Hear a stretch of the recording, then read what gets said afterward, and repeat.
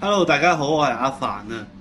咁咧上一條片出咗之後啦，有好多朋友就留言回應啦，佢就話阿凡嗰幾個人法律制裁唔到佢哋，點解你唔用一啲特殊嘅方法或者特別嘅方法去對付佢哋呢？咁喺度，我想同大家講啦，我絕對明白大家心目中嗰種不滿同埋憤怒，因為我哋生活喺一個法治嘅社會啦，而發生咗啲咁嘅悲劇，嗰幾個人得唔到佢哋應有嘅懲罰，咁大家個心嗰種無奈、嗰種不滿係一定有。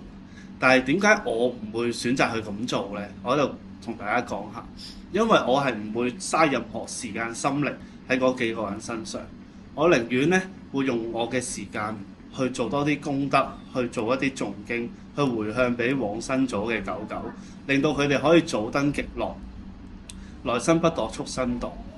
甚至乎我應該咧會再拍多啲片，去告誡俾時下嘅年青人，話俾佢哋知，佢哋所做嘅一舉一動，其實都離唔開因果關係。希望可以避免再有呢啲咁嘅悲劇發生。所以咧呢一方面嘅嘢咧，就留翻俾其他老師去做啦。咁我就會做翻我自己應該要做嘅嘢，就係咁樣。咁最後都係講一句啦。勿以惡小而為之，勿以善小而不為。